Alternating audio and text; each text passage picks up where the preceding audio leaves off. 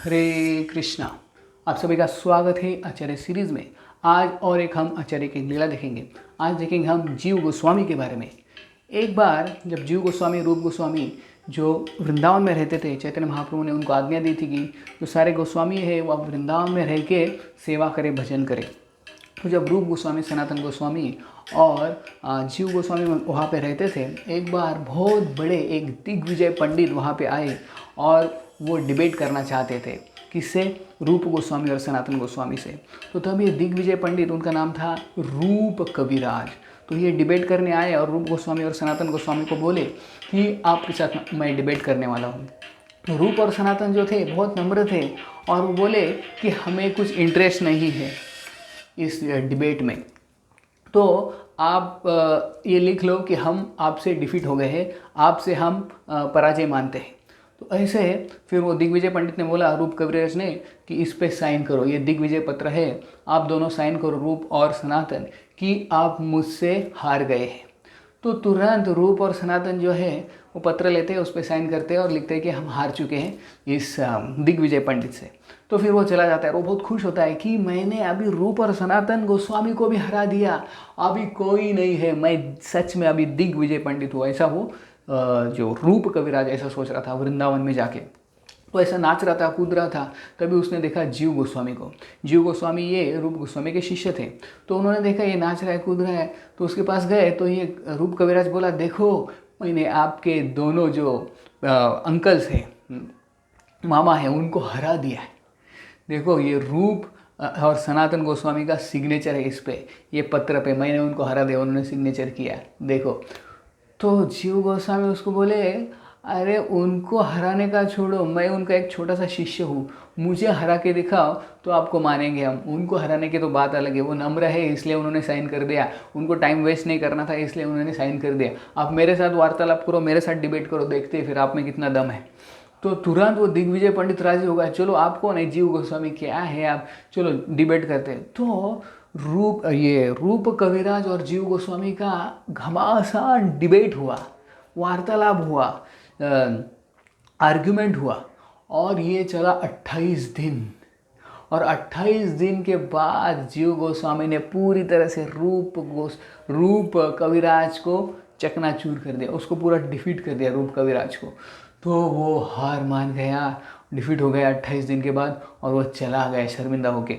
लेकिन जब ये रूप गोस्वामी को पता चला कि जीव गोस्वामी ने 28 दिन तक उसके साथ आर्गुमेंट किया, उसके साथ डिबेट किया, तो उन्होंने जीव गोस्वामी को बुलाया और बोले कि तुम लायक नहीं हो वृंदावन में रहने के लिए, आप चले जाओ वृंदावन से। कैसे आप एक डिबेट में इतना 28 दिन टाइम वेस्ट कर सकते हो, आप वृंदावन में रहने के लायक नहीं, चले जाओ। तो जीव गोस्वामी कुछ बोले नहीं, नम्रता से उन्होंने आज्ञा मान ली रूप गोस्वामी की, और वो चले गए वृंदावन के बाहर। फिर से कुछ दिनों के बाद उनको बुला के लाया, आए जीव गोस्वामी फिर से और रहने लगे। फिर एक बार क्या हुआ, वल्लभाचार्य आए थे, और वल्लभाचार्य जो थे वो एक बार रूप गोस्वामी के साथ मिलने के लिए आए, और रूप गोस्वामी ने एक अच्छा ये किताब लिखा था, भक्ति रसामृत सिंधु। तो उसमें भक्ति रसामृत सिंधु में रूप गोस्वामी ने कहा वल्लभाचार्य को कि आप ये किताब पढ़िए और इसमें थोड़ा करेक्शन दीजिए, आपका जो भी करेक्शन है। तो वल्लभाचार्य ने किताब लिया और कुछ करेक्शन बताया उनको, और वहाँ पे जीव गोस्वामी भी थे। बाद में जब वल्लभाचार्य बाहर आ गए तो जीव गोस्वामी ने कहा कि आपने रूप गोस्वामी के इस किताब में कुछ गलतियाँ निकाली, लेकिन मैं बोलता हूँ ये गलतियाँ नहीं है, वो सही है। रूप गोस्वामी ने जो लिखा वो सही है और आप जो बोल रहे हो गलत है। तो फिर जीव गोस्वामी ने प्रूव करके दिखाया वल्लभाचार्य को कि कैसे रूप गोस्वामी ने जो लिखा है वो सही है, वो गलत नहीं है। फिर वल्लभाचार्य मान गए, क्योंकि जीव गोस्वामी जो स्कॉलर, ऐसे स्कॉलर थे उनके सामने कोई टिक नहीं पाता था। The greatest scholar, Srila Prabhupada बोलते हैं कि the greatest scholar in the history of the world is जीव गोस्वामी। तो जीव गोस्वामी पूरी तरह से ये प्रूव कर दिया कि रूप गोस्वामी बराबर है, जो भक्ति रसामृत सिंधु में जो लिखा है वो बराबर है। वल्लभाचार्य भी मान गए। लेकिन बाद में जब रूप गोस्वामी को पता चला कि अरे वल्लभाचार्य तुमसे कितने सीनियर है जीव गोस्वामी, और तुमने उनसे वार्तालाप किया, उनसे डिबेट किया, तुम वृंदावन में रहने के बिल्कुल लायक नहीं हो, आप चले जाओ।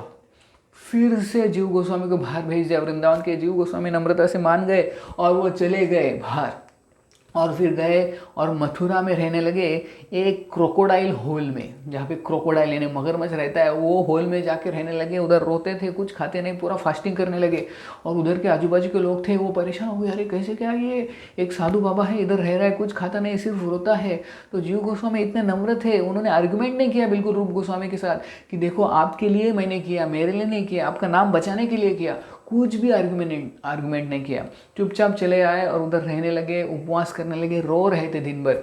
बाद में सनातन गोस्वामी जब वहाँ पे आए मथुरा में, उन्होंने देखा कि देखो एक छोटे से होल में, क्रोकोडाइल होल में जीव गोस्वामी रहते हैं और रो रहे हैं। उन्होंने उनको बुलाया, खिलाया पिलाया और बाद में वो उनको रूप गोस्वामी के पास लेके आए और रूप गोस्वामी को बोले कि देखो महाप्रभु ने हमें 3 शिक्षा दी है, आप एक का पालन नहीं कर रहे हो। सनातन गोस्वामी ने रूप गोस्वामी को कहा, क्योंकि सनातन गोस्वामी रूप गोस्वामी से सीनियर थे, बड़े थे।